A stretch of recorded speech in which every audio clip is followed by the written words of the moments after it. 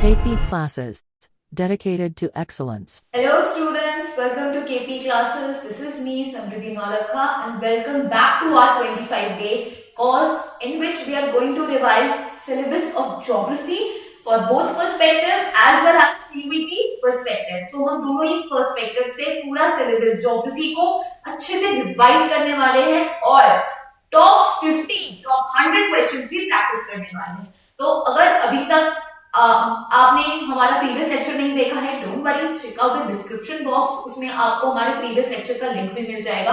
और साथ ही साथ अगर आप अभी पीपी क्लास कम्युनिटी का पार्ट नहीं बने हैं तो व्हाट्सएप और टेलीग्राम ग्रुप के लिंक भी आपको डिस्क्रिप्शन में मिल जाएंगे ताकि आप हमारी कम्युनिटी का पार्ट बन सके for coming lectures, daily informative videos, current affair news, board और सीयूईटी के रिगार्डिंग कोई भी नोटिफिकेशन आती है तो आप सबसे पहले वाकिफ रहें. So let's get started and before that let me remind you. So जो भी जितना भी हम पढ़ाई करने वाले हैं इन सभी लेक्चर्स में, उन सभी लेक्चर्स के study notes and PDF is available on our app. You can check out KP class exam prep app. और अगर आप iOS यूजर हैं तो आपको क्लास प्लस ऐप के नाम से मिलेगा. क्या करना है, आपको लॉग इन करना है, put on your credentials. In the free material you will be getting all the study notes of all these lectures. So last lecture में हमने human geography को डिस्कस किया था. Today is day 2 lecture 2. We are going to revise world population density distribution and growth. And आप अपनी CUET की preparation को और अच्छे से ब्रश अप कर सकते हैं, बूस्ट कर सकते हैं. कैसे? आप हमारे साथ जुड़कर हमारे उड़ान बैचेस का पार्ट बनेंगे. इसमें क्या होगा, इन उड़ान बैचेस के थ्रू आपको in depth study, in depth analysis, each and every question, each and every topic का हम इन डिटेल में पढ़ने वाले हैं. और ये course in just 4999 is available to you. और ये सारी स्ट्रीम्स के लिए अवेलेबल है, whether you are from commerce, science, humanities. आप अपने फ्रेंड्स को भी रेकमेंड कर सकते हैं. बहुत कॉस्ट इफेक्टिव है. साथ ही साथ अगर आप सिर्फ जीटी टारगेट कर रहे हैं, that was available with a Saathi batch in just 2999. And these are the books that you will be getting from our side. And these books contain more than 1200 MCQs. So paper देने से पहले आप कम से कम 1200 MCQs करके जाएंगे, revise करके जाएंगे, including previous questions as well. सो देख इस बात की अभी के अभी आप उड़ान बैचेस का पार्ट बन सके ताकि आप अपनी सीयूटी की प्रिपरेशन को बूस्ट कर सके और अपने ड्रीम कॉलेज में आसानी से एडमिशन ले सके. So let's get started. World population distribution density and growth की हम बात करते हैं. वर्ल्ड की पॉपुलेशन क्या है, अनइवनली डिस्ट्रीब्यूटेड है. तो ऐसा नहीं है कि एक ही जगह पे ही सारी पॉपुलेशन कंसंट्रेटेड है. It is sparsely distributed. कहीं पॉपुलेशन ज्यादा है, फॉर एग्जांपल एशियन कॉन्टिनेंट में हमें थोड़ी पॉपुलेशन ज्यादा मिलती है. पोल्स पे चले जाते हैं तो हमें पॉपुलेशन कंपैरेटिवली कम मिलती है. तो ये क्या है, वर्ल्ड पॉपुलेशन अनइवनली डिस्ट्रीब्यूटेड है. पॉपुलेशन डिस्ट्रीब्यूशन की बात करें, definition, it is the way in which people are spaced over the surface of the earth. Earth की सरफेस पे जितने हैं लोग क्या है, डिस्ट्रीब्यूटेड हैं, स्पेस्ड हैं, उसको हम कहेंगे population distribution. 90% of the world population, करीबन 90% कहाँ रहता है, उस 10% लैंड एरिया में रहता है. तो इसीलिए भी ये स्पेसली पॉपुलेटेड है कि उस 10% लैंड में 90% पॉपुलेशन क्या है, वहां पे रहती है. बहुत सारे फैक्टर्स हो सकते हैं, मे बी एग्रीकल्चर, पानी की वजह से, availability of soil, opportunities, many more. And 10 most populous countries of the world, जो फर्स्ट 10 पॉपुलस कंट्री है वो मिला के कितनी पॉपुलेशन को कॉन्स्टिट्यूट करती है, मतलब करीबन 60%. 7% पॉपुलेशन कहाँ कंसंट्रेटेड है, उन्हीं 10 कंट्रीज में ही कंसंट्रेटेड है. एंड उन 10 कंट्रीज में से 6 तो सिर्फ एशिया में ही रहते हैं. तो क्या हम ऐसा कह सकते हैं कि ma'am Asia is the most populous continent in the world? जी हाँ, एज पर एनसीईआरटी एशिया अभी भी टॉप में आता है, जहां पे मैक्सिमम पॉपुलेशन क्या करती है, रहती है. अब डेंसिटी की बात करें, so the ratio between the numbers of people to the size of the land is known as density.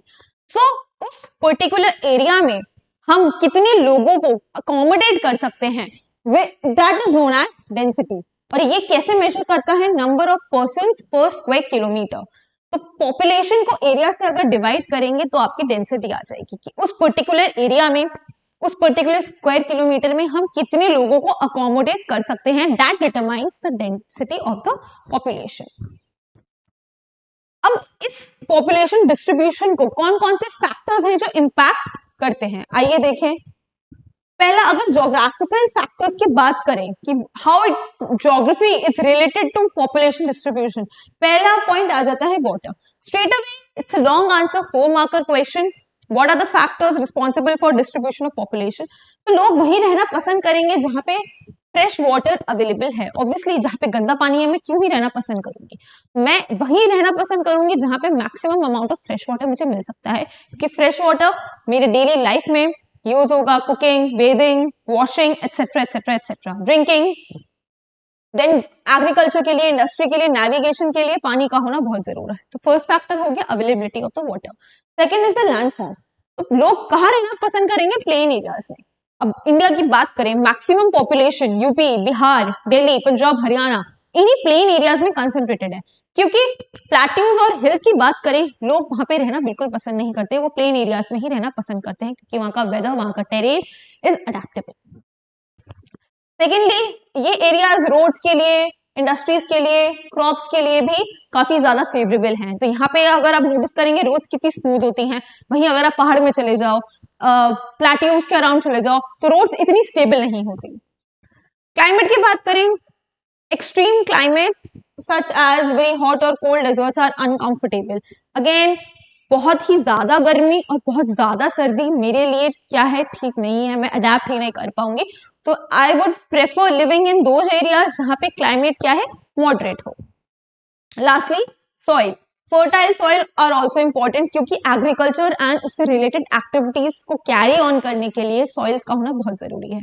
People will prefer in those areas, living in those areas जहाँ पे अवेलेबिलिटी ऑफ सॉइल, वो भी अच्छी soil जहाँ पे agriculture उससे रिलेटेड activities भी अच्छे से प्रैक्टिस हो सके। So these are the geographical factors. Economic factors की बात करें, पहला मिनरल्स। अब भाई मिनरल डिपॉजिट वाले एरियाज में क्यों रहना पसंद करेंगे, क्योंकि वो क्या है, एक बहुत अच्छा सोर्स है एम्प्लॉयमेंट का। Cheap labour will be easily available, क्यों, क्योंकि मिनरल्स को एक्सट्रैक्ट करने के लिए यू नीड लेबर एंड एक इजी अच्छा जरिया है आपको एम्प्लॉयमेंट का। अर्बनाइजेशन की बात करें, ऑब्वियसली लोग सिटीज में रहना प्रेफर करेंगे because they provide better job opportunities, health care facilities, educational facility and many more rather than village. And industrialization की बात करें, again industrialization attract large number of people क्योंकि वो जॉब देता है। इंडस्ट्रीज के नियर अगर आप सेटअप करेंगे तो मार्केट से ज्यादा आपको, मार्केट प्लेस से ज्यादा आपको रिलेट करने को मिलेगा। लास्ट है सोशल एंड कल्चरल फैक्टर्स। क्यों जरूरी है social or cultural factors? Because they have religious and cultural significance. So when you are a part of a particular religion or a community, you will prefer living in those areas क्योंकि आपका एक alignment अच्छा बन जाता है उनसे, ठीक है। And people tend to move away from the places वहां पे जहाँ पे social और political unrest है। जहाँ पे अगर कुछ प्रॉब्लम आ गई, टेररिस्ट अटैक है, आतंकवाद है या कुछ है, लोग वहां पे रहना पसंद नहीं करेंगे क्योंकि उनको पता है उनकी जान को खतरा है। Many times government offer incentives to the people living in sparsely populated areas move away from the overcrowded places as well. अब ग्रोथ ऑफ द पॉपुलेशन की बात करें, क्या है इसका, population change to the change in number of inhabitants during in a territory during a specified period of time. तो population कितनी ज्यादा हो रही है, कम हो रही है एक एरिया के अंदर, एक टेरिटरी के अंदर, और with in limited period of time, क्या वो इंक्रीज हो रही है, डिक्रीज हो रही है, उस चेंज को बोलेंगे हम पॉपुलेशन चेंज। तो in an area it is an important indicator of economic development. अगर इकोनॉमिक डेवलपमेंट का कैसे इंडिकेटर है, अगर लोग आ रहे हैं तो इसका मतलब your territory is attracting people, और अगर लोग वहां से जा रहे हैं इसका मतलब वहां पे सोशल और पॉलिटिकल अनरेस्ट है। अब कुछ कंसेप्ट्स जो 2 मार्क का डेफिनेशन या फिर एमसीक्यूज में पूछे जा सकते हैं, आइए देखते हैं। ग्रोथ ऑफ द पॉपुलेशन हम बात कर चुके हैं, पर्टिकुलर एरिया के अंदर पॉपुलेशन का चेंज होना बिटवीन 2 पर्टिकुलर, मतलब अगर मैं 1 जनवरी से लेके 31 दिसंबर के बीच का पॉपुलेशन चेंज करूं तो कितने लोग आए, कितने लोग गए, तो एक एरिया में एक साल के अंदर कितना चेंज आया। फिर हम ग्रोथ रेट, इसी चेंज को जब मैं परसेंटेज में एक्सप्रेस करूंगी तो मुझे उस रेट का पता चल जाएगा। Then comes natural growth of the population. This is the population increase by difference between the birth and the death. तो ये नेचुरल की बात करिए, birth and death are by the nature. So population change हो रहा है, या तो डिक्रीज होगी या इंक्रीज होगी. Natural growth birth minus death. और अगर हम एक्चुअल ग्रोथ की बात करें, इसमें हम माइग्रेशन भी ऐड करेंगे. हम इन माइग्रेशन मतलब कौन से लोग आ रहे हैं उसको ऐड करेंगे और कौन से लोग इस एरिया से चले गए उसको सब्ट्रैक्ट करेंगे. पॉजिटिव ग्रोथ कब बोलेंगे पॉपुलेशन की? जब बर्थ रेट ज्यादा है. Obviously when there are more births rather than deaths, तो वो पॉजिटिव है. नेगेटिव जब इसका वाइस वर्सा हो जाता है कि जहां पे डेथ ज्यादा है और बर्थ कम है, तो आपकी पॉपुलेशन क्या हो रही है? नेगेटिव में ग्रो हो रही है. So these are the basic concept, you have to learn them by heart. उनके कंसेप्ट को समझना it's very important for you. Okay, then comes components of population change. तो 3 कंपोनेंट्स हैं. First component is crude birth rate. Birth rate क्या होता है? Number of live births. अब हम इसको लाइव क्यों कहते हैं? क्योंकि जो बर्थ हुआ है that baby has to be alive. अगर उस बेबी की डेथ हो जाती है तो हम उसको इन्फेंट मोर्टेलिटी रेट में काउंट करेंगे. तो इसलिए इधर लाइव बर्थ्स. तो बेबीज जो बर्थ होने के बाद they are actually alive. That's why इसमें लाइव बर्थ का होना बहुत जरूरी है. इन अ ईयर तो टाइम पीरियड आ जाता है 1 साल के अंदर. क्रूड बर्थ रेट का मतलब क्या है? नंबर ऑफ लाइव बर्थ पर 1000 ऑफ द पॉपुलेशन. 1 साल के अंदर अंदर कितना ज्यादा बर्थ हुआ. ओके, सेकेंड आ जाता है death rate. Mortality of any area, कितनी डेथ्स हुई हैं उस पर्टिकुलर रीजन में 1 साल के अंदर अंदर, वो आ जाता है आपका CDR, crude death rate. Third important component आ जाता है migration. What do you mean by migration? When people move from one place to another, ठीक है, उसको बोलेंगे माइग्रेशन.